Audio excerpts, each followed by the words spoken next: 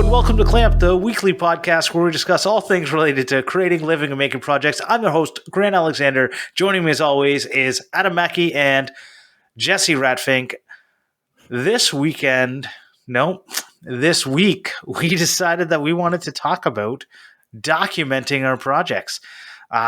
And so this was Jessy's idea, so I'm going to throw it over her to talk about the subject. Well, so working at Instructables for so long and talking to people about how they document, I have come to realize that people do it in wildly different ways.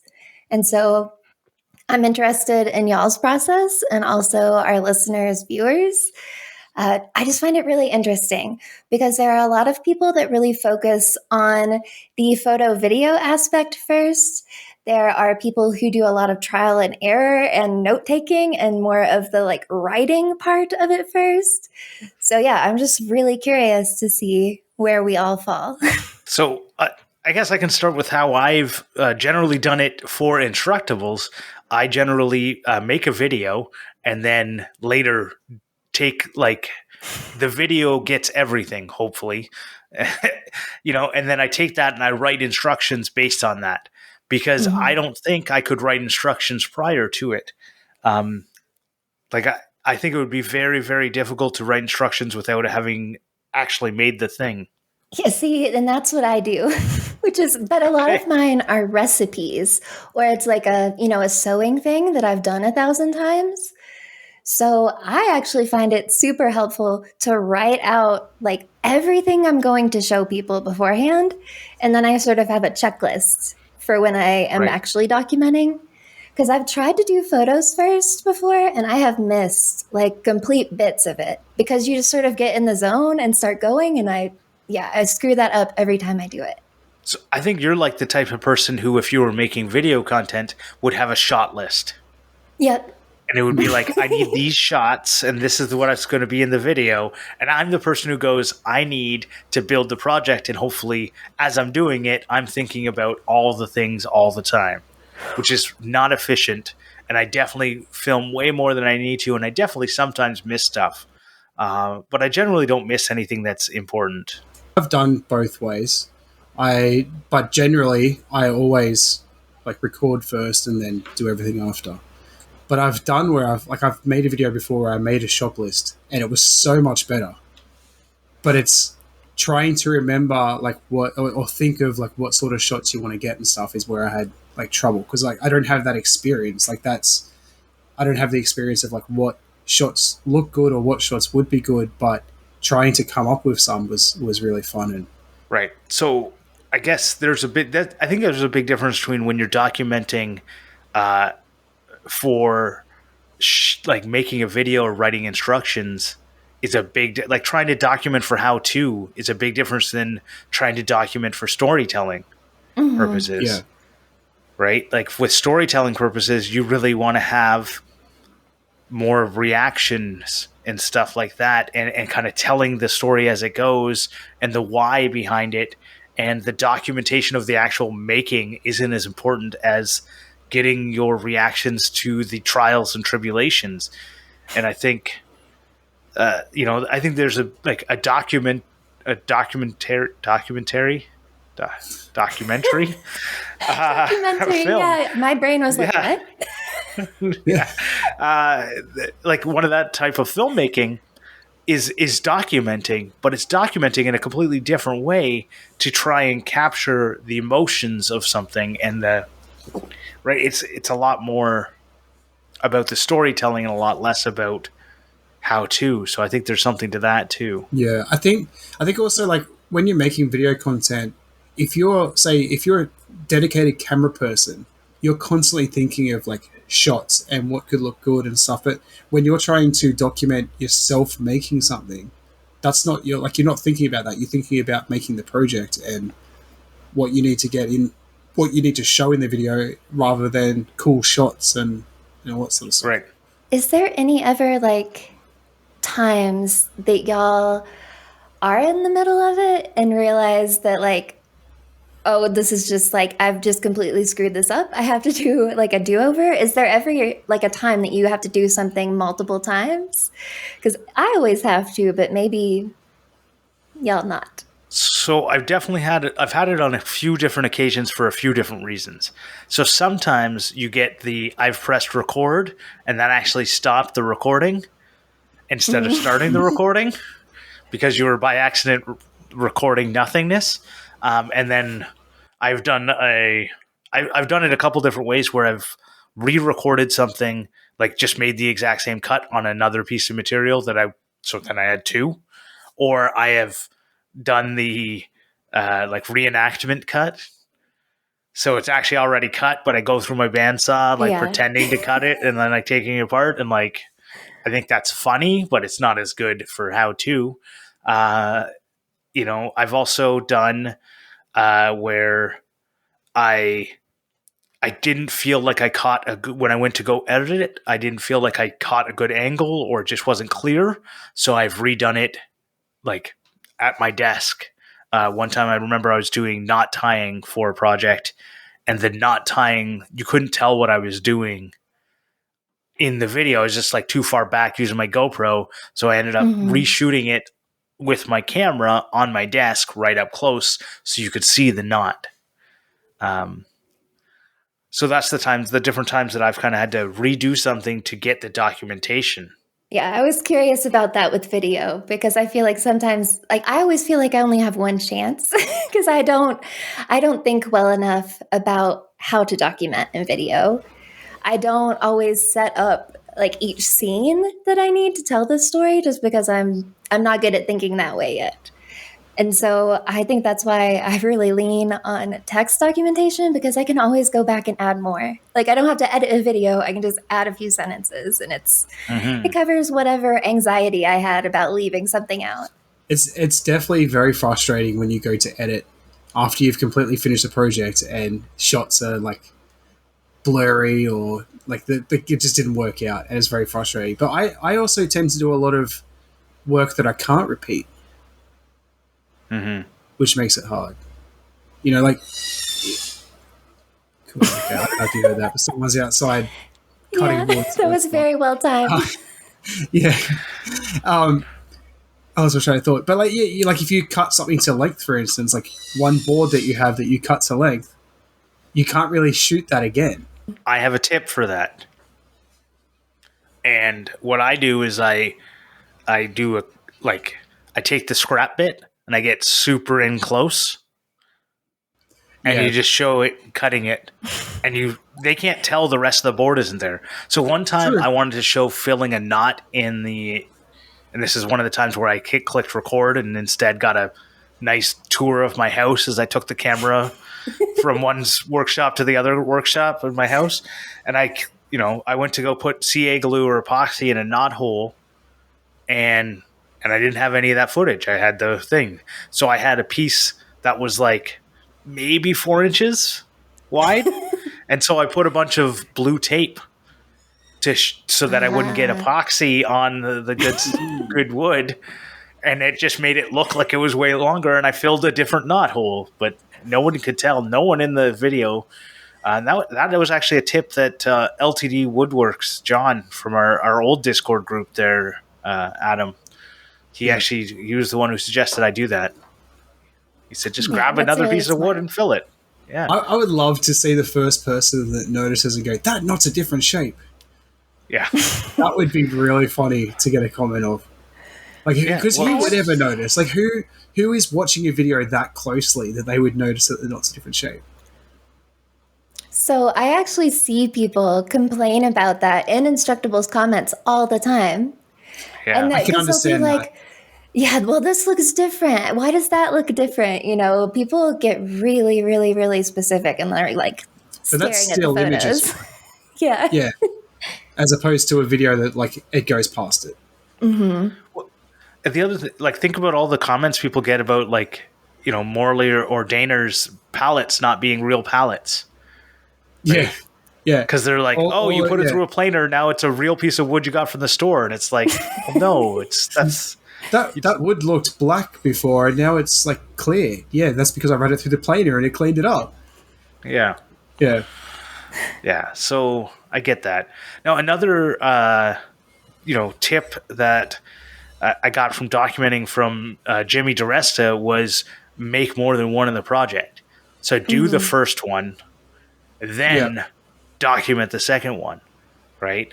And if there's any complicated stuff, if you're only making two, do the complicated stuff. Do like a security camera type footage, so at the very least you have that other angle, right? Yeah. So you do like the camera in the way back security camera looking footage that isn't very compelling, but if you catch an interesting thing, you at least have it, right? Yeah. And if I ever have kickback, I wish I had security camera footage would be better than none, right? I can't tell you how many times I've injured myself and thought, God, I wish I had that on camera. Right. Well, like I remember when I was installing my attic stairs, I did them by myself, which was stupid because they're like 90 pounds, and I was up huffing them up a ladder by myself, and I got to the top and it hit something in the drywall or in the rafters, and I went backwards. Yeah. And I caught myself by I just raised my hands and took the brunt of the stairs with my chest and just happened to grab on and didn't fall off the ladder. And I just went, no one would believe me if I told them that that's what I did, because I am not I Spider-Man, that scene with the train. That's what I felt like was happening. Yeah. But yeah, I wish I had a security camera I wish I had filmed right before that, and I filmed right after, and I went, I don't want to film this because if I film it, I'll get hurt. Because I was doing something stupid. But yeah, so I think that's a lot to do with the video. I think having extra video can help you with your documenting. Yeah, right? For sure. And especially if you are making multiples, it's really good to do the first one to work out this is what I need to show, sort of thing. Whereas if you're making just one of something, you're not thinking about the process that you need to show on video. You're just okay, I'm just going to quickly film what I'm doing, and then at the end I'm going to try and jumble it together in an editor. Well, at least that's what I do anyway. I always make multiples of things, but I never document the first time, which is a little weird. But it's I feel like I sort of have to work out all the kinks and think about problems people might run into, or I don't know. I always am really weird about the first try of a project or a recipe or anything. It's sort of my secret failure or success. It's funny you say that, because people want to see the failures and the hiccups that you come up with, because that's what they relate to. That's what they want to know if I hit that wall, how did you get past it? Because that's going to help me get past it. But I do the same thing. I'll make it the first time so I can make sure I do it correct the second time and not show the mistakes, which is the opposite of what people want. But so I think a lot of people get confused about the difference between showing yourself making something, and then they want to see that the failures along the way or whatever, and how-to content. yeah. If you're showing me how-to content, I want someone who's done it more than once. Yeah, exactly. Right? Yeah. I don't want to watch a how-to do something and you're like, well, this is my first time and I'm going to show you how to do it. I'm like, no, you're not. Yeah. You're going to, right? I want you to at least have done it at least once beforehand, right? Now, in that how-to content, you can show errors along the way, especially if they're common errors. That makes sense to show someone.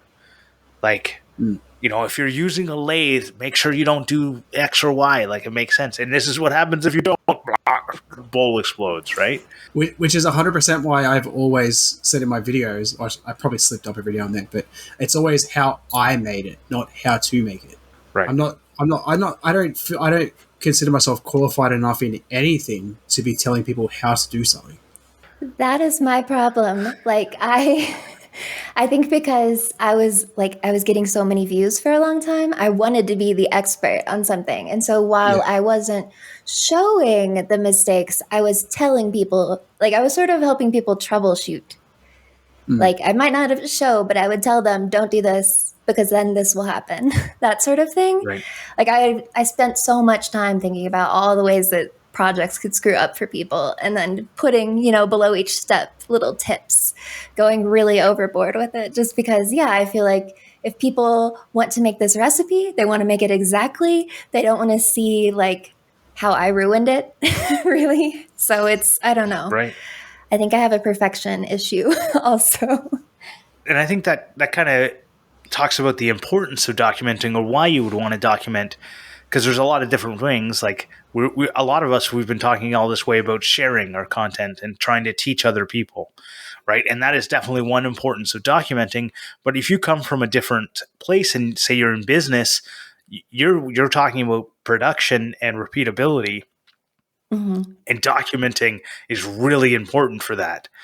I went to look at a house, and the guy who owned it prior to me, and this talks about both production and a different way of documenting, is he built engines, and that's why I wanted to go look at it, because I was big into car stuff, and it had like a really cool setup for like a 3-car garage plus an entire workshop that was also a garage that you could pull a car into.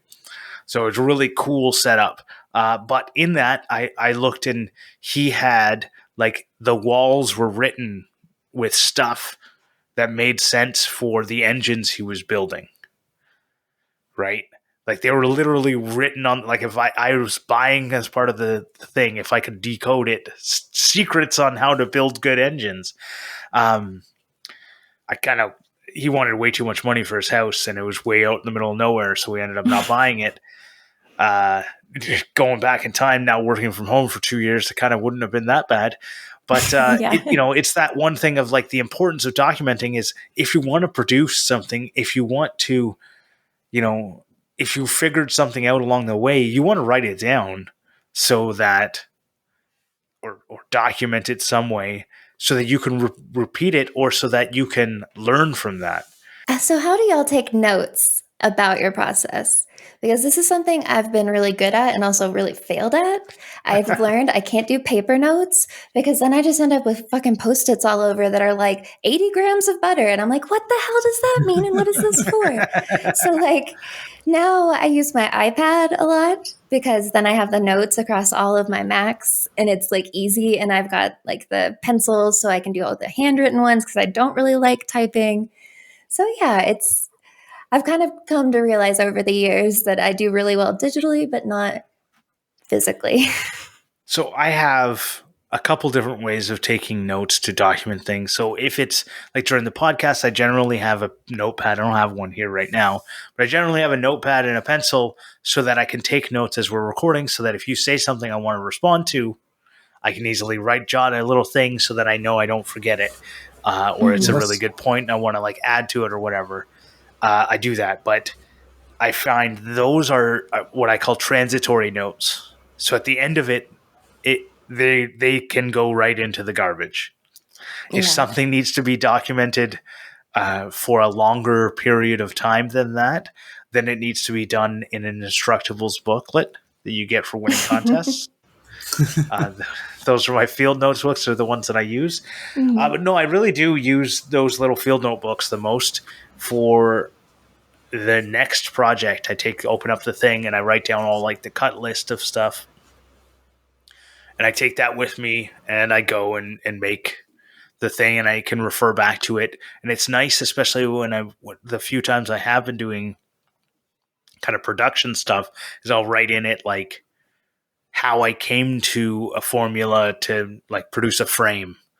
Because once you take out if you're making a floating frame, you have to like do a bunch of math to make it all work out, if you're depending on the way you're doing it. Anyways, all that to say, if you don't have the formula and then you have to go look it up again, you might screw it up and then make a frame that's 1 inch too small, and I'm not looking over there at the one that I made.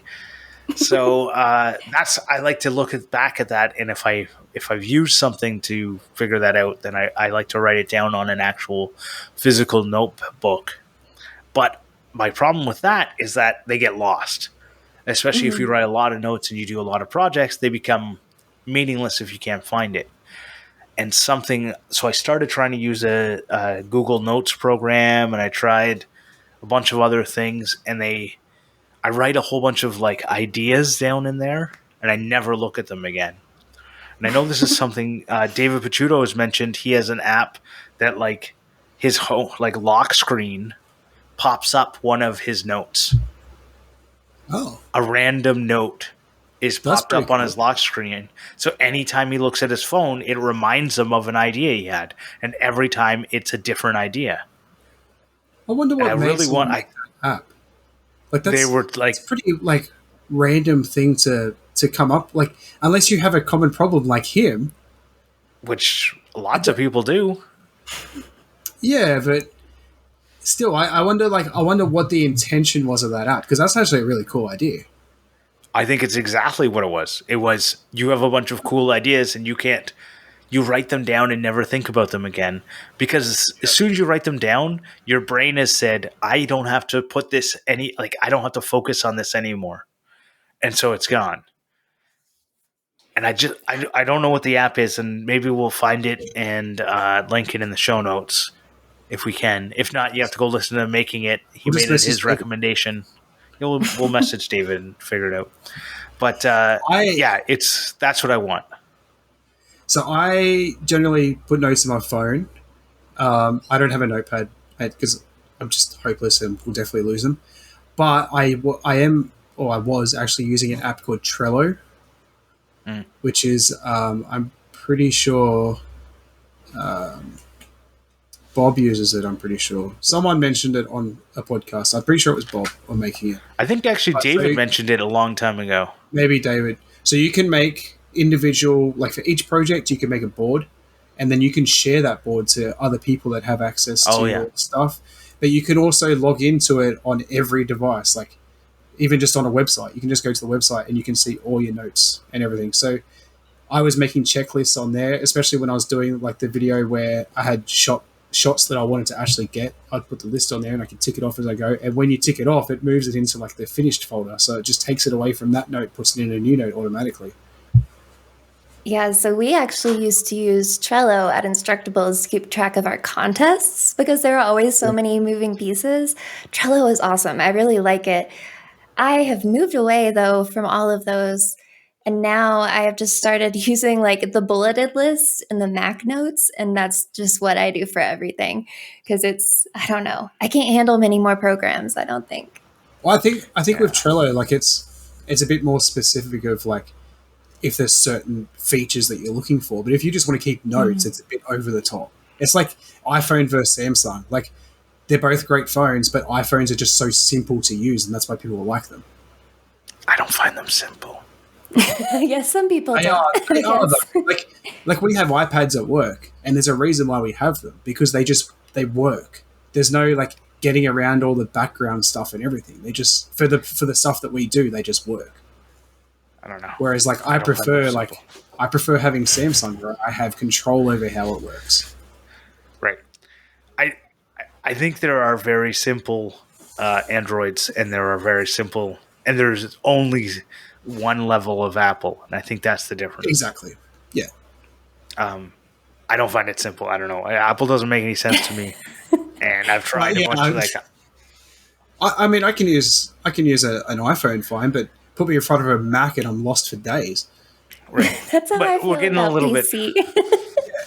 we're getting a little off topic. Enough of the bagging Apple.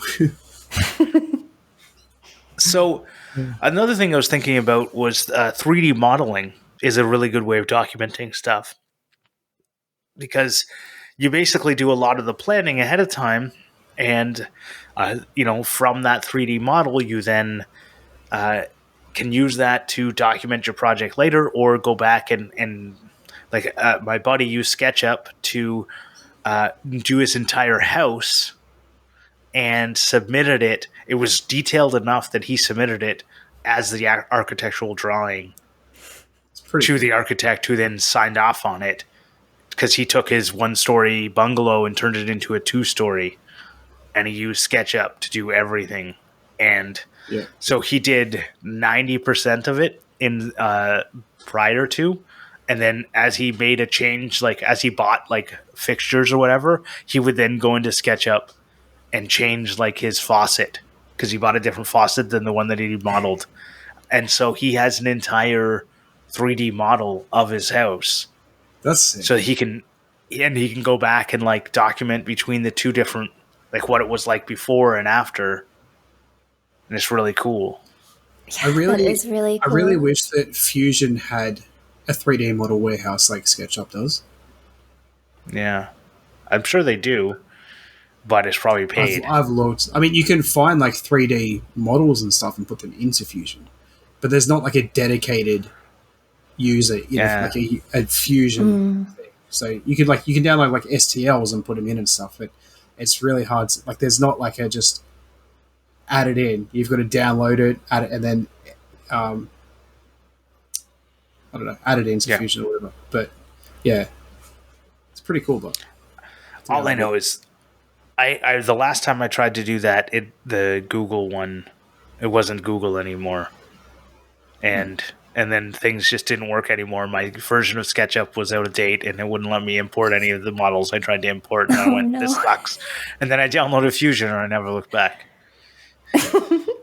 Yeah, I'm a Fusion user as well now. I moved away from SketchUp when they did all their changes, but 3D modeling is pretty much my sort of realm expertise, because that's every single project I do. I make a 3D model, not because I want to for the process, but more of like, I used to always take my laptop to work, and I'd be thinking about projects, and that was how I would sort of start my project. Is I've got my laptop sitting in front of me, I may as well make a 3D model and get everything worked out, what size I wanted and everything, and that's just what I always did. I probably wouldn't do it as much anymore because I don't take my laptop all the time. But well, you should keep taking your laptop, because it's also good for when you're sitting around and you've forgotten to do something for the podcast, and you can just do it. You could just make a bag or buy a bag that allowed you to bring your laptop in an easier way. I do, but see, this is the thing, right? Like, I don't sit I'm not in an office where like I get to work and then I'm there for the day and then leave. Like, I got to carry that shit around with me all day. I'm moving from train to train. Oh, and like, no. I know. I have to do a little bit of exercise. Like, I'm a little bitch, all right? So leave me alone. No, I agree with you. Carrying stuff all over sucks. When I lived in Oakland and commuted to San Francisco every day, I would just like not take anything. Like, I would have a wallet in my back pocket. I just hate it. I hate it. Hate carrying bags. Like, we go, because every year they have what they call the Sydney Royal Easter Show, and it's like the big sort of big show in Sydney. It goes for like 2 weeks, and it's just this like massive fair of like rides and animals and all sorts of stuff.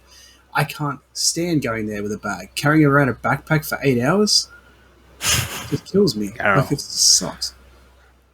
It is. I have no problem with that. I would have. I could not carry something. If I had to put it in my hand, I would just throw it out. Like, if I have a coffee mug and for some reason I can't put it in my backpack, I'll just leave it at work. I'll just like. I hate even like having stuff. I know we're going on a bit of a tangent, but I even hate having stuff like in my bag. Like, I use throwaway containers for when I take food to work, because I hate having to carry the empty container back home. Wow. All right. Sorry, quickly. We're going to go back on topic. Now, quick tip before you move on. My wife actually found this thing. So at like, we have Kmart. I don't know Walmart or whatever. You can buy like handbags, and they've got like a laptop strap for them. Mm-hmm. Mm-hmm. My wife went and bought some of those, and then when we go for walks with the kids, she uses that strap to like put their drink bottle on. So they just put it like over their shoulder like a sash. Wow, so that is actually very smart. All right. So, the other thing about documenting I found is I've always, one thing that I saw someone do at work, and this obviously it made sense for the workflow that they were doing, was that they would write everything on notepads, and then when they got back to their desk, they would take that notepad and put it into a binder that represented the different things they were working on, so the different projects they were working on, so that all of the notes from one project would be in the correct binders instead of being in like a single notebook that you see a lot of like executives come in with their singular notebook that they write their notes on, and I go, you'll never be able to find the notes for that project ever again. That makes me think. With that, when you guys are finished with a project, do you keep your notes? Oh, legally So speaking, does that at guy work, I have to. a well, yeah, but like for your personal stuff though, like does that guy now have a home library full of binders from all his previous projects? Like how Adam Savage has like all of his books from when he ever first started like doodling?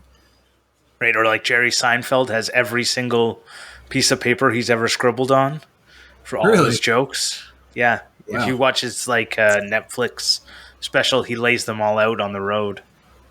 Wow, that's crazy. Yeah. Yeah, that couldn't be me. No, I get rid of everything. Like because I assume I've put all the information in that I need because I have the anxiety brain, so I'm always thinking about it. So surely if I'm done with it, it's done. And so yeah, I get rid of everything. I don't even keep my raw footage. Oh, yeah. Once See, the I video don't is keep my edited and up photos on either. YouTube, it's all gone. Yeah. Yeah. So I have everything unless it's a loose piece of paper. If it's a loose piece of paper, then that means it was a transient document that was supposed to go in the garbage. Right? You know, it's just occurred to me that so at the gym that I go to has a lot of bodybuilders, and I see so many people with notepads because like they're keeping track of like what they've lifted and how many reps they've done and all that sort of stuff. And then you get me that comes along with my phone, and I have an app where I can track all my stuff. Mm-hmm. And it's actually really interesting now I think of it that like I think like with that I would prefer the digital version because it automatically updates where I'm at, whereas that person has to go back through their notebook and look at like their So stats. a lot of those people then go and input it when they get home but they do it on the thing because they don't want the distraction of an app. Well, that and it's probably a That's lot fair. easier too. Like it's so much quicker to quickly jot something down than have to unlock your phone and type it and Get on Instagram or TikTok and well, yeah. Joey Swall is Yeah. like Get sideswiped. It's funny. Yeah. So the app that I use, if you close the app, it like doesn't save where you're up to. So like you're halfway through a workout and you accidentally close the app. When you open it, everything's not saved. And I was saying that to my personal trainer, and she goes, "Well, stop going on your fucking phone then." Because that's what I would do is I would quickly put in my input and then I've got a minute rest. So then I'm looking on Instagram and then I just press the button down the bottom, close all apps because that's my habit. I don't know. Now that I'm thinking about it, I'm the same way with my fitness stuff. Everything is an app on my phone. I never write anything down. Maybe it's because I feel kind of like it's more of a progress completion thing. It's like it adds a day of exercise to my week. I don't know. Well, I think there's a big difference. So this is the thing. What are you trying to accomplish with your documenting? Because there's a big difference between tracking progress on a personal goal that's never going to be completed. You're never going to go, I am fitnessed, right? Yeah. But you can True. say, I built that table. I am I don't know. fitness. I'm sorry. To be honest, That cracked me up. the reason I track mine is because one, I have a really, really bad memory. So when I go to the gym, I can't remember what weight I should be lifting because I don't remember what my personal best was last time. And then two, it's also my trainer is following me every single day on that app to make sure that I'm doing my workouts and where I'm struggling. And I can leave her notes of like, I need help with this or this one made me really sore or stuff like that. But other than that, I mean, it's pretty much just the memory thing. That's all I ever wanted was something that I could remember where to start. Because then I walk in and I'm like, fuck, what weight was I doing last time? Oh shit. And then I'm not doing progressive overload and yeah. Oh, that's a really good. So, and that's where I think, when you're trying to make it, when you're trying to remember something from that's what documentation really is about. Is trying to either remember where you were at or help someone else understand where you're at. right? Like Yes. when I was doing programming in university and like documentation was like drilled into you, it was all so that if somebody else came and looked at it, they would understand why what this is supposed to do. Yeah. Yeah. And everyone hates doing that because it's something that you're like, well, I don't, while you're writing it, you're like, well, I don't know yet because I'm, halfway through. I don't quite know what this is going to do. Let me finish it and let my mind clear it out beforehand. But other people, like, they write it out ahead of time, right? I know people who their programming started with documentation.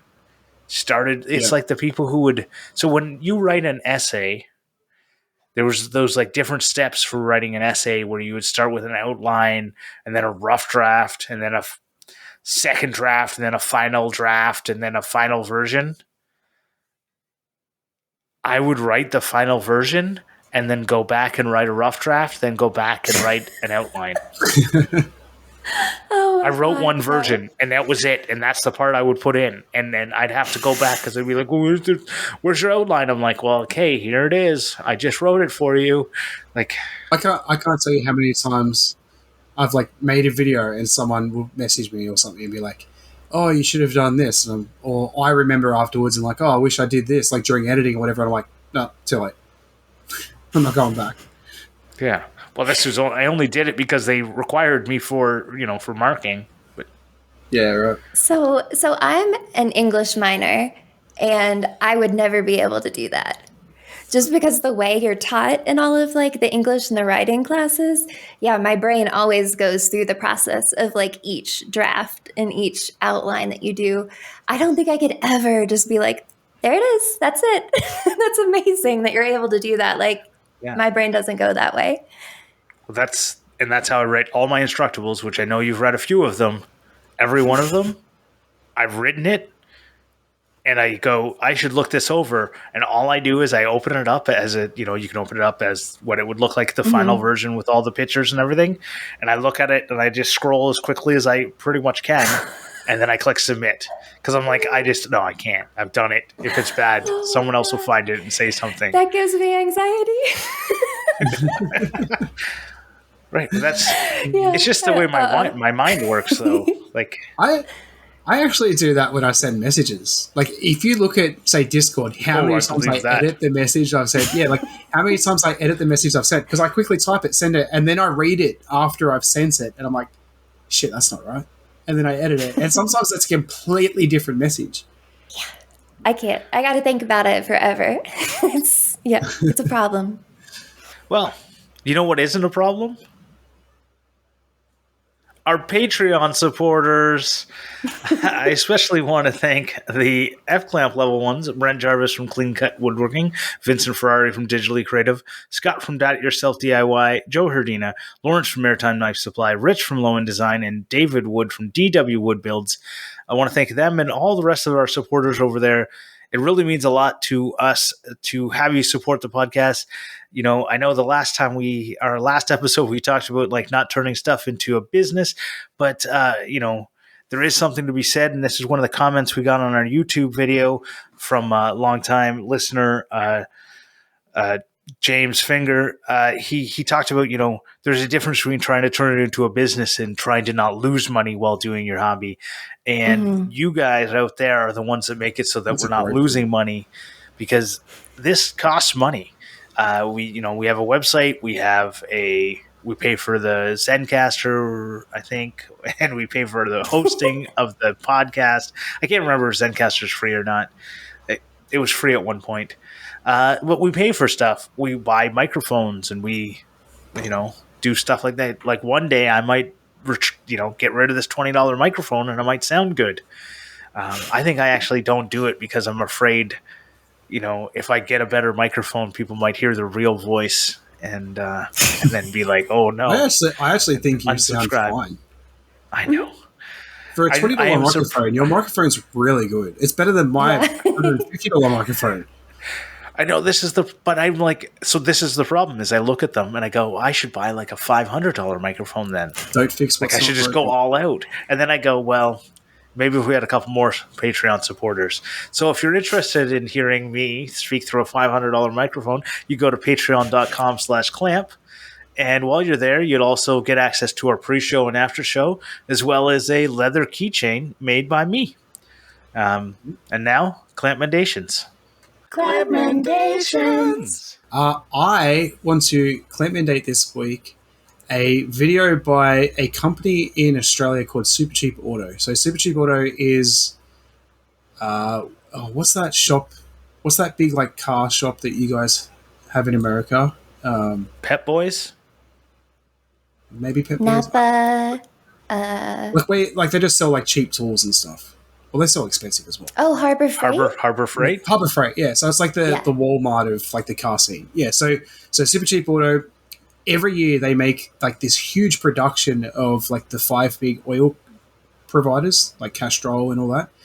And Mighty Car Mods, who is someone that I follow on YouTube, they're always involved in it. So they make a car like a week beforehand, they have to make a car like to go in the ad. So I want to recommend or clampmendate this year's ad. It's really cool. They got like drift cars and stuff and like tour up a golf course. I'm always excited about tearing up golf courses. They put so much production value like into this 30-second ad. My clampmendation for this week, I didn't think about it beforehand. So I am just going to recommend one of my favorite albums of all time, which is Tom Petty, Wildflowers. It is so good. If you haven't heard it, you should go listen to it. I mean, everything Tom Petty is amazing, but that one is especially my favorite. So yeah, that's mine for this week. Well, my clampmendation for this week is a video that was actually shared, I believe, by Dave Bauer, and it is called it was shared with me by Dave Bauer, but it's called The Courage to be Disliked, A Thought for Makers by a guy named Sean Tucker. It was just an interesting thing about how if you put yourself out there, you have to have some courage because not everyone's going to like it. And, if I judge it by the amount of angry and thumbs down emoticons I get on the Facebook platform, I'm pretty sure I'm the most courageous person in the world. But no, but in reality, if you put yourself out there, you have to realize that not everyone's going to like you. So you have to have some courage to be able to do that. And it's an interesting video. It's like 12-minute long video, but I think there's only about 10 minutes. Then it goes into, he's a photographer, so it goes into some stuff about photography. But yeah, interesting little conversation there. So go check it out. So now we're going in the most fun topic or portion of the show that we've had, but we're running out of Ask Jessy Anythings. So you guys need to go on to the Clampstagram and send us a message with all the questions you want Jessy answered. This is one that was sent in by Phil_works, and his question is green or orange or red Jell-O? Orange. Always orange. Yeah. Interesting. Anything citrus is always my favorite. So I think out of those three, orange. You'll be one of the only people to choose orange. It's red or green all the way, and it's red. Really? That's the correct answer. Oh. I don't. What about you, Grant? I would definitely never pick green.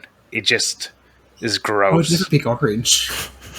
And then, so I wouldn't actually pick any of those. If I was getting Jell-O, it would be Jell-O pudding. Oh my god, yeah! If I could eat that, that's what I would get. That stuff is so good. What is Jell-O pudding? So it's just like a chocolate pudding or like chocolate vanilla, sometimes chocolate vanilla mixed. Yeah. It's Custard? very like kind of gelatinous. Like a snack pack. What's that? Mm-hmm. Yeah, like a snack pack. Yeah. Yeah. That's called custard. No, it's pudding. Jell-O. Yeah, not here. Chocolate custard. Anyway. Well, Adam, do you have a slang of the week? I do. And this one is my favorite that we've had in a long time. I was so excited for this one last week, but you made me wait. It is going to be bachelor's handbag. I'm gonna say it's a condom. No, and I don't understand why you get handbag from that, but okay. Bag. Well, because they come in a See, little wrapper.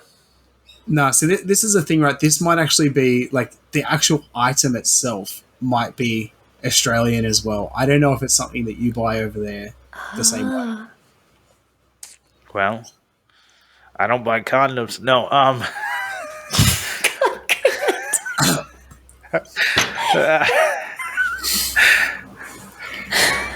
Oh my goodness. You got strong So can dad you- energy tonight, Grant. Yeah. Can you put it in a sentence for us then? I'm not going to put it in a sentence, but I'm going to give you 2 hints. 1, Okay. you buy it from a grocery store. 2, Right. it's a food.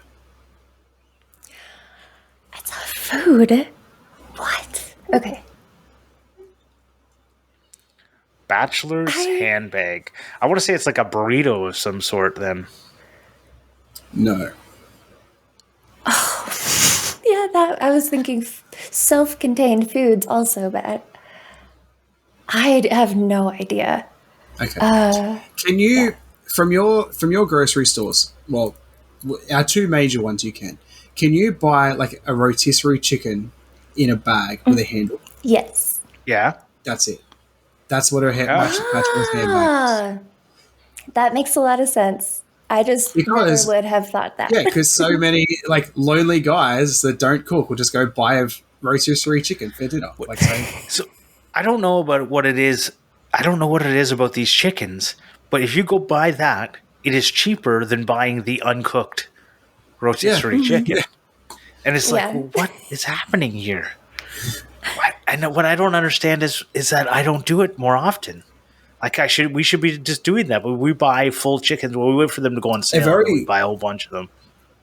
a very common dinner, like here, we used to do it a lot. We don't do it much anymore. But like, if you just need a quick dinner, go buy a rotisserie chicken and a packet of bread rolls. There you go, chicken on rolls. You're done for the night. So quick and easy. Yeah. Yeah, we always, Yeah. when we buy one, we always make chilaquiles, which I don't know if y'all know about those, but they're freaking delicious. I can link them in buy the show them. notes. I buy them to make like curry chicken. Pull them all apart, mix up a curry sauce in them, add some rice, and you're done. It's good. So I don't buy them. I just make craft dinner. That is my specialty. You'll never I have just better got an craft dinner. interesting text message from my wife, and I'm going to talk about it in the after show. All right. Well, I want to thank TF Turning for the theme song. If you like the new theme song, give him a thumbs up over on the YouTubes or Instagrams. If you don't like it, well, you can give him a thumbs down, but he'll never find out about it anymore because they took away that. And if you want to find us, you can find us collectively by searching Clamp on all the different platforms. And if you're enjoying the Reels every week, let us know. We've been doing Reels and Shorts and TikToks of our highlighted clips, and it's been a lot of fun.